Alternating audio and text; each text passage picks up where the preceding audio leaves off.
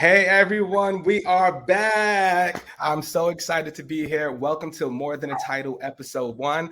I'm your host, Jared Thomas. Some of you guys may recognize me from LinkedIn. You may be my colleagues, or you might have watched some of my older rankable videos. But let's really set the table for what you'd expect from More Than a Title and why I started this. So I wanted to start the series. Often I listen to business podcasts, and it's usually always the same thing, the same topics. It's very technical, and the same people in the circuit. But I wanted to give my listeners and myself an opportunity to get to know people that I admire and really understand the person behind the title, understand what their personal journey has molded them and how it's helped them become successful professionally. So there's a lot of lessons a lot of value in the lessons, because at the end of the day, we are all more than our titles. And those are the people that I want to meet. So today we have a special guest. He is the author of 50 Secrets of Trade Show Success, a 5-time VP marketing with 20 years of industry experience leading public and private B2B tech companies, and currently the CMO of the rocket ship, the top sales intelligence platform, Gong. So let's all welcome Mr. Udi Ledergor. How are you, sir? I'm fantastic. Thanks so much for having me, Jared. Looking forward to our chat. Likewise. Like I told you behind the scenes, it's an honor. You're somebody who I admire greatly. I've been following you for quite some time, and just for you to take time out your day to talk to me, it's really a blessing. So thank you so much. Yes. So it's so much I want to talk to you about, Udi. I feel like I could go everywhere with this. But let's start from the very top. If you could kind of walk us through, how did you get into tech and kind of lead us through how you got to Gong and what that journey was like? Sure. I got to tech absolutely by mistake, almost against my will. My father had been working for tech companies for probably 50 plus years. He just retired a few months ago at the age of 73. And I remember visiting him in the office. I used to run errands there during summertime, and I saw him sitting, typing away at his computer like 40 years ago. And I'm like, that seems like such a boring job. Who would want to do that? And of course, I've been in tech for the last 20 plus years because I guess that's what I saw. And I ended up in tech. But more seriously, although that's entirely true, I'm originally from Tel Aviv, Israel, and in Israel there is mandatory military service. So I served for 4 years in the artillery corps. I was honorably discharged as a captain from regular army, and then did 20 years of reserve duty, coming in for a few weeks every year. And when I finished my service at regular army at age 22. There was a company who had started developing a simulator for a rocket system that I happened to be an expert on for my military service. And somehow they got to me and recruited me just a couple of months before I left the army, and they said, would you want to come help us build the simulator for the rocket system that you were working on in the army? I'm like, sure. And that was my first break into tech. I hadn't even gone to college yet. I hadn't even thought about my plans after the army. I was looking forward to taking a little bit of a rest, but they had other plans for me. So I just started working the day after I finished my military service. That is insane. I would have never known that. That is insane. That's a great story. And then how did that transition into marketing, and where did you get your passion from that? Awesome. So, in the first job that I did, I was sort of the subject matter expert on this rocket system to make sure that the simulator we were building was true to reality and made the technicians training on it feel that they were working on the real rocket system, which is, of course, way more expensive and risky to work on than a simulator, which is why we built the simulator in the first place. And I found myself translating what I knew about the rocket system, which I'd actually used in the field, to programmers who had never been in artillery and didn't know what a rocket system looked like, but they had to design this thing to look and feel like a rocket system, which, if you think about it, is kind of what a product manager does. Right? Exactly. I was taking the market requirements, the customer requirements, translating them into geek speak that the engineers understood. And so I did this for a couple of years. I fast forwarded a couple of companies, and I did product management for a few good years.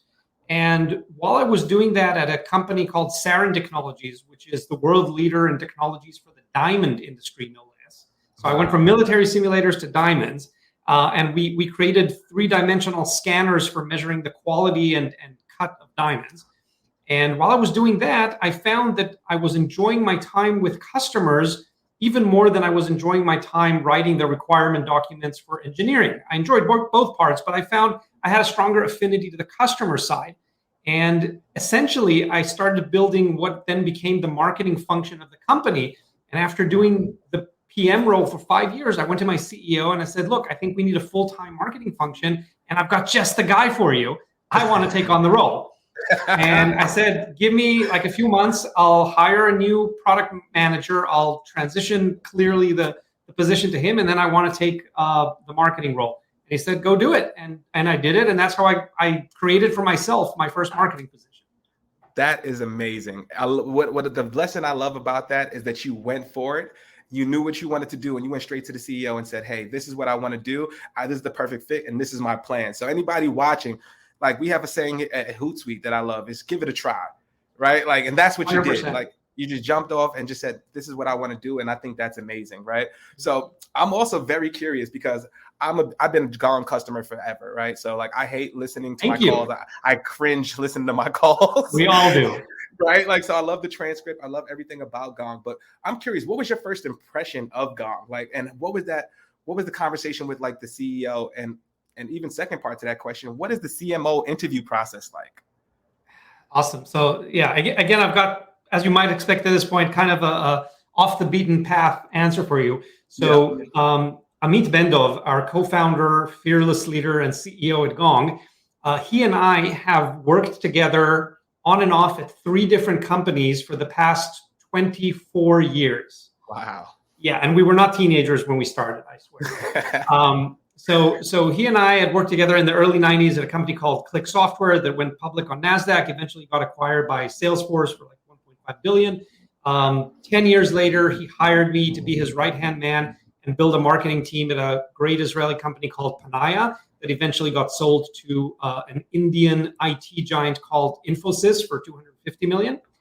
And fast forward almost 10 years later, he founded Gong. Now, he and I met for coffee, and he told me about his idea before they wrote the product.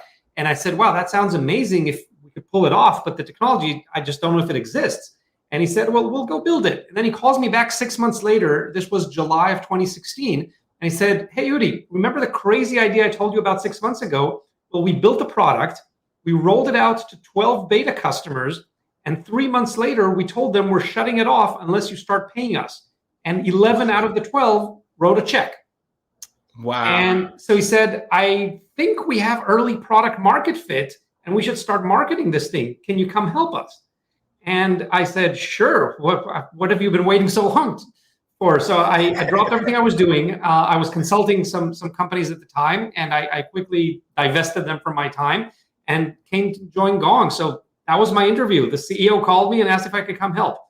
That's amazing. Amazing. That's literally it.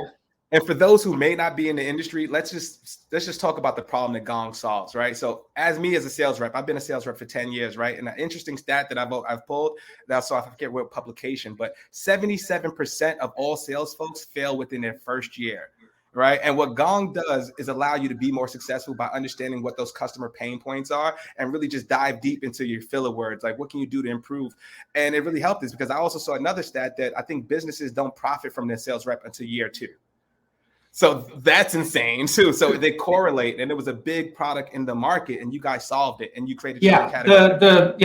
Everything you said is absolutely right, Jared. I'll maybe add 10 seconds of context for those who don't know us. I mean, the biggest problem that the customer-facing teams face these days is that most of the information that they use to make their decisions is based on self-reporting. It's a rep like you that'll go and put information in the CRM, or an SDR like me that'll write notes that may or may not reflect what actually happened in reality. And where so many teams like marketing and finance have been operating on hard data for years, sales has been allowed to get away without hard data for decades now.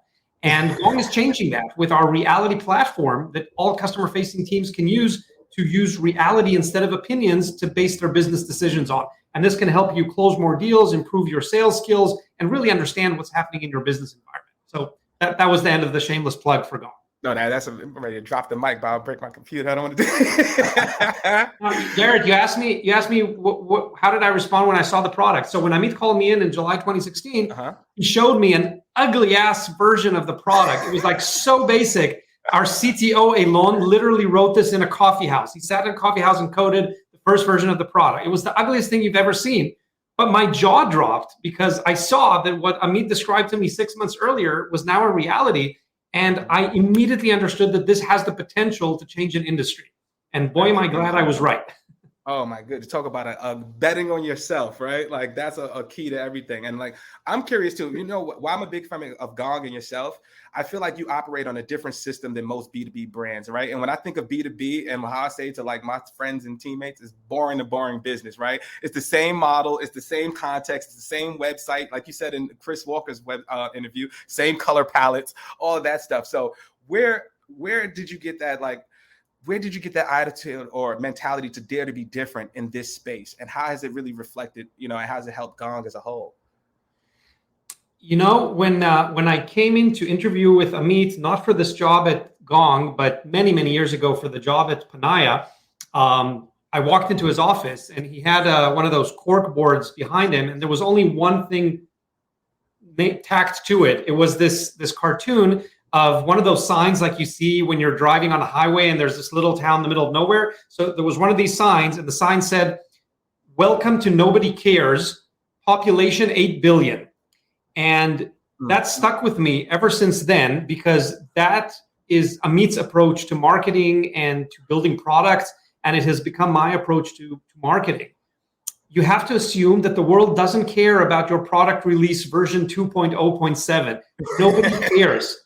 If you're still writing press releases about that, or those are your only posts on social media, or those are your only emails, and you're wondering why nobody's engaging and responding and sharing, it's because nobody cares. As soon as you understand that and you put your ego aside, then it's no longer about what the company wants to say. It's about what your customers want to hear. And it's a really fundamental change in how marketers and brands operate. Once you start with what the customers want to hear and you work back from there to what can I tell them that they absolutely want to hear, then you build a different brand, you tell a different story, you engage customers in a different way. And that's how you build millions of followers on your social media channels, on your emails, at your events. That's the way to do it. And a lot of B2B companies are still operating with their product as the center point of their marketing. And guess what? Most people just don't care. You've got to start with what they care about and figure out how to connect that to what you want to say. And if you're doing it the other way around, you're never going to get it right. Oh man, that's such a gem right there. Like, I think I say this to I used to say this a lot on Rankable, right? But a lot of people don't really understand, brands don't understand that it's a buying process now versus the sales process. Back in the day, we used to, prospect, we used to send a lot of messaging. It was a numbers game at that point, right? But this day and age, there's so much information and content out there that you have to really resonate with your audience on a different and personal level. And I feel like I couldn't agree more. There's a great sentence to sum that up, Jared. People love buying, but they hate being sold to. Yep. The game is to be. What is it? People buy from people. That's just really what it boils down to. Which leads us in a great segue. One other thing I love about Gong, and I work on myself, is my personal branding. Right. I feel like the SDR is there. I feel like the accountant. I feel like even the janitor might have a brand. They're like, what's going on over there? Like, is there a playbook? Because I've been speaking with my marketing team, and we're looking at how to scale personal branding for our company. Right. So, is there a playbook, and what is it like for your employees? Do they come here willing to create content on their own, or is this something that you help them scale? No, 100%. I love that question, because I think so many people are wondering, how can I build a personal brand? And companies are still wondering, should I encourage this, or should I only ask my employees to focus on company content? So I can tell you what we do at Gong, and I'm not suggesting there's only one solution to this question, one answer. We encourage everyone at Gong to build their own brands if they're comfortable doing so. Not everyone is, right? If you talk to a shy engineer or an introvert finance person, they might not want to build a personal brand. They don't even want their picture up on LinkedIn. That's fine. Yeah, totally. But a lot of people, especially in our profession of sales and marketing, they see the value of a personal brand, because people love connecting with people. And when you show your human side, whether it's in an email or in a customer event or on social media, people want to hang out with you. If you're putting yourself out there, you're being vulnerable, you're talking about what's working, what's not working. And so if you look at people at Gong, and these are not just the executives, right? 10 years ago, social media managers were trying to recruit their executives to build their personal brands because they thought only they could be the face of the company. Exactly. You know what? There are very few executives at Gong. There are a tiny handful, but very few executives at Gongs who are very, very active on LinkedIn. But if you look at Andre McBride from our SDR team, if you look at Yep. Sarah Brazier from our sales team, look Yep. at Devin Reed from our marketing team, Yep. all of them have built amazing personal brands by showing up with their authentic self, talking about their times and trials as an SDR, or as an SDR transitioning into an AE, or an AE transitioning into a content manager like Devin. And by doing so, they've accumulated thousands of followers who want to follow their journey, are inspired by them. And if they end up buying a revenue intelligence platform, they'll probably want to do it from the company that these people work for. And that's what so many companies miss. Oh, that is key, and I think you hit the head on a nail. They hit the nail on the head with that one. Like, and I follow all of them you mentioned. Devin's my guy. I appreciate. Shout out to Devin. But what you said about the authenticity part matters, right? So most brands, I feel like they don't want people to really show them authentic selves. And I had a conversation with the CEO of Revolt, and he said something on the older podcast is, people want you to show up as this, right? That's when you're going to be the most comfortable, and that's when the best ideas are going to translate. And for me, on my personal brand, like the SEO content, all that stuff was good. But what worked for me is when I was like, hey, I was 20 years old. I was working at Le Pain Quotidien and Starbucks, and I had my first child, and I needed to do something different with my career. So what did I do? And what was that transition like into tech? And what it does, like you said, it makes you more relatable, right? People want to do business with you. 100%. I've seen it on my side. Like my sales cycle at the agency cut from 4 months to about 2.5 weeks to a month, right? Because now they're on the phone. They're like, Jared, I love you, man. And I've seen your content. Now I don't have to ask discovery questions like that because you want to do business and we can have a real open, honest conversation. So for those listening, I think matter of fact, I would love to ask you this. So how has that translated? How are you able to quantify how those efforts have led to the brand? How's that impacted the brand? Awesome. Well, there's a few ways that we do that. First of all, I'll start by saying that not everything we do around brand building, whether it's company brand or personal brand, not everything is measurable, and that is okay. You should not stop doing something just because you can't measure it. You should not, because many times the right thing to do is something you can't measure. You know what? I'll give you a really, really simple example. We found out, and I'll get back to your question, but something we found out is, a lot of companies send a event invite using an email, and there's a link to click here to register. Now, why do they do that? Because it's easy to measure, right? If someone clicks the email and fills out a form, it's really easy to measure. Now, last time your best buddy asked you if you want to go to a movie, did he send you a link to register and a form?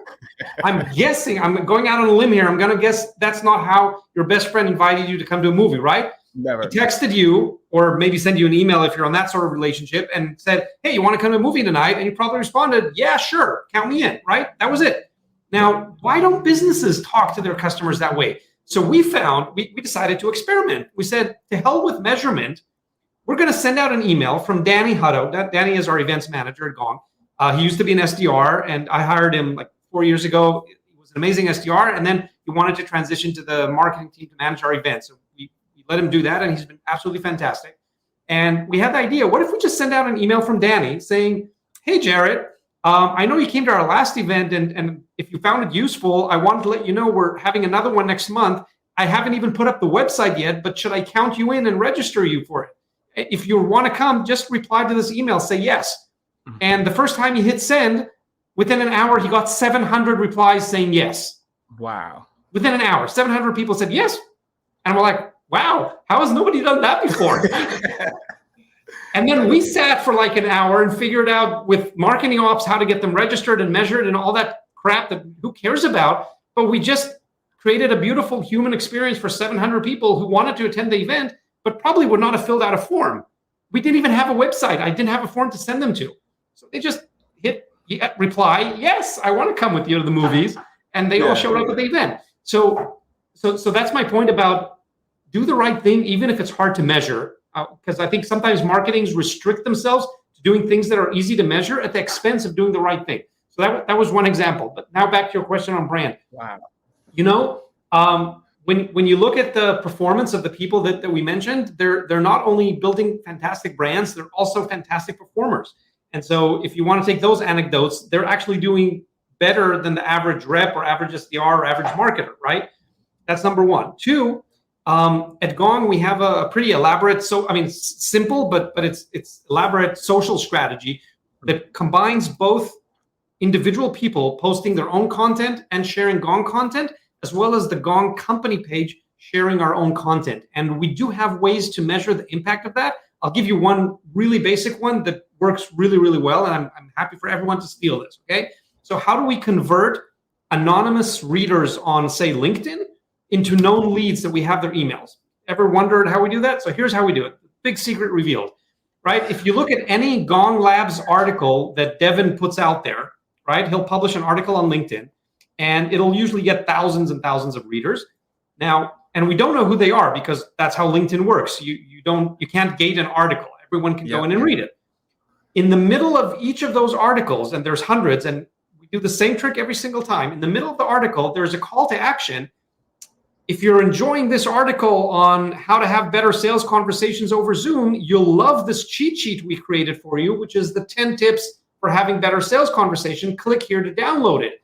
And when you click here to download, that'll take you to a landing page on our website, and we'll ask for your email to download that. Now, marketers are happy if they get like a 2 to 5% conversion rate on a landing page. You know what conversion rates we see on these landing pages? 70 to 80%. 70 to 80% of the people who get to them will download the asset and give us their email. Why? Because we found them in the right zone, in the right mindful zone of they were reading an article on a topic they're clearly interested in, and now we offered them a really useful, valuable cheat sheet on the same topic, and so they just downloaded without even reading what's on the landing page, and then they go back to finishing the article. And that's a really simple way we've taken all these company brands and personal brands that we've built on LinkedIn, and people who follow Devin, they're like, oh, well, this guy's stuff is always good. I should read this article. And then they go like, oh, there's a cheat sheet too. Of course I want that. Where do I get it? And then they give us their email. And so when we publish an article like that with the cheat sheet that comes with it, we can see thousands of downloads within the hour after publishing it because people just want to download that. And that's how we convert our LinkedIn traffic that we worked so hard to build, the personal brands and company brands, into known leads that we can start following up on. Oh man, I love it. If anyone is listening, that is a gem if I've ever heard one. I could geek over hours and talk to you about this, but I'm curious as we're approaching time, right? So I've got two last questions for you, Udi, right? So you're a master marketer. In order to get to this point, I feel like you've had to fail and hit some road bumps along the way. So what is the one failure that you remember in your career that's helped shape you to be successful and where you are today? There were a couple, right? For every success that you see, there's multiple failures behind it. I'm no different than anyone else on that. For sure. We just like to celebrate the successes because they're usually more photogenic and they show up nice on social media, right? Nobody's ever sat on Instagram. So I would say a couple of failures that I learned from, and that's key, right? Not to dwell and obsess on your failures, but actually see what you can learn from them, was mostly around choosing companies that I went to work for. So one time I joined a company against my intuition that there would be friction with the founders. And I thought the company business-wise was a solid decision. And I went for it. And I ended up leaving before the first year was over because it was not a good fit between me and the co-founders. And that's something I learned and I will not do again. Yeah. Another situation I had, again, was around picking the wrong company for me. I picked some really good ones, but I've also picked a couple that I would not have chosen again. And one of them's around, they had a really, really cool product. Okay. When you saw the demo, like, whoa, this is cool. And that kind of blinded me from checking, do they have access to funding? Do they have a competitive advantage in their market? How experienced is their team? These are questions I should have asked, and I didn't do a good job of asking and following up on them.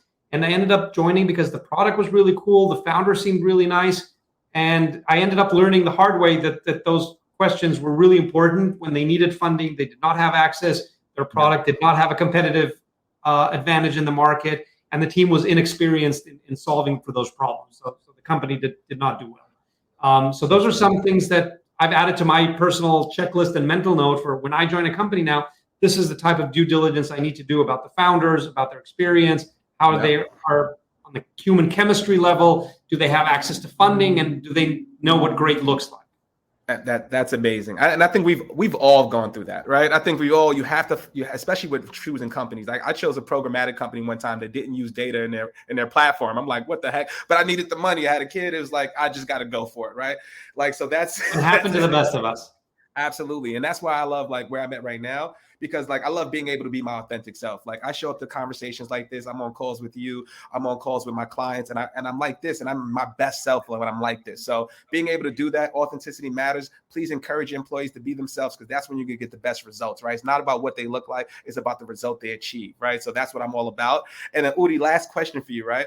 One thing I admire about you, right? Because you're very open and personable, and you share your life, right, on LinkedIn, right? So as an openly gay man, right, have you experienced any biases in your professional career, and how have you been able to overcome that if you have?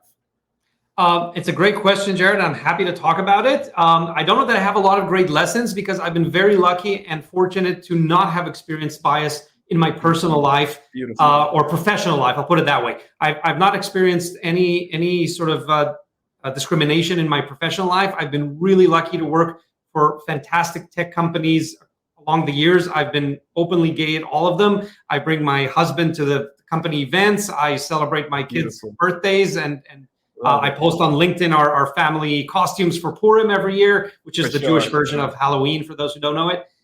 So I've been super lucky, and especially in the last few years as an executive, I've used my position of power to help advocate not only for LGBT plus employees, but also for other minorities. And I'm a big part of our diversity and inclusion initiatives at Gong.